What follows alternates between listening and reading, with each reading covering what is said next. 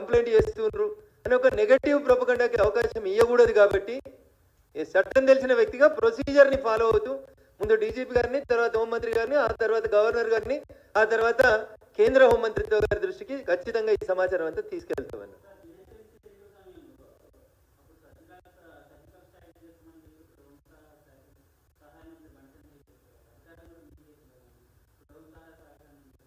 ఇప్పుడు మీరు surgical strike హైదరాబాద్లో ఓల్డ్ సీట్లో చేయాలని కోరుకుంటున్నారా?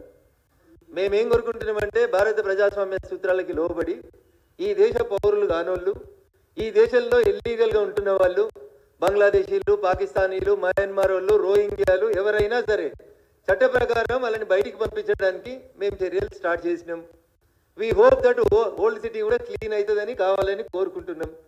కాని పక్షంలో సర్జికల్ స్ట్రైక్ అవసరం ఉన్న రోజు తప్పకుండా భారత ప్రభుత్వం ఈ దేశ క్షేమాన్ని కోరి ఎక్కడ సర్జికల్ స్ట్రైక్ చేయాలనుకుంటే, ఎవరి మీద చేయాలనుకుంటే తప్పకుండా వారి పట్ల భారత ప్రభుత్వం చేస్తుంది. సర్జికల్ స్ట్రైక్ అంటే తుపాకీ తీసుకొని పోయి కాల్ చేయడమే కాదన్నా, ఐడెంటిఫై చేసిన తర్వాత బస్ ఎక్కి తీసుకుపోయి వాళ్ళని వాళ్ళ దేశంలో దించడం కూడా it is a type of surgical strike.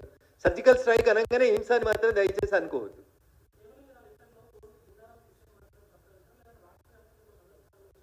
నేను డీజీపీ గారితో మాట్లాడినప్పుడు నా పార్లమెంట్లో జరిగిన అంశాలు నా దృష్టికి వచ్చినాయి.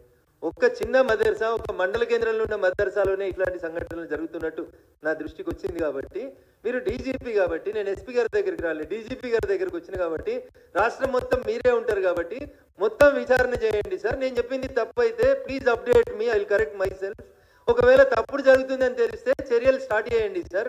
మళ్ళీ ఒక నేరం జరిగినాక, ఘోరం జరిగినాక అయ్యో ఇట్లా అయిపోయిందని బాధపడితే ఏం రాదు sir. Prevention is better than cure అని నేను డీజీపీ గారి దృష్టికి రాతపూర్వకంగా ఇవ్వలేదు, బట్ ఓవరాల్గా రాష్ట్ర డీజీపీ గారికి ఇవన్నీ విషయాలని చాలా స్పష్టంగా పూసగుచ్చినట్టు చెప్పడం జరిగింది. ఈరోజు ముఖ్యమంత్రి గారికి రాతపూర్వకంగా లెటర్ పంపిస్తా ఉన్నాను, మీకు కూడా కాపీ ఇస్తాను.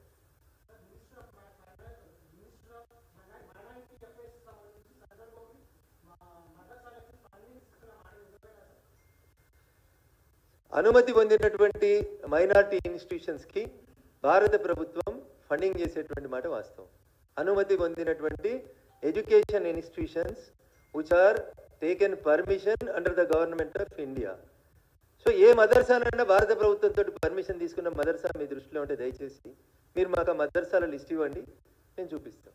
But as far as my knowledge is concern, no madrasa is taking any permission from any of the government authorities. అందుకనే దాని మీద విచారణ జరిపించమనేది ఈరోజు మా ప్రశ్న సారాంశం.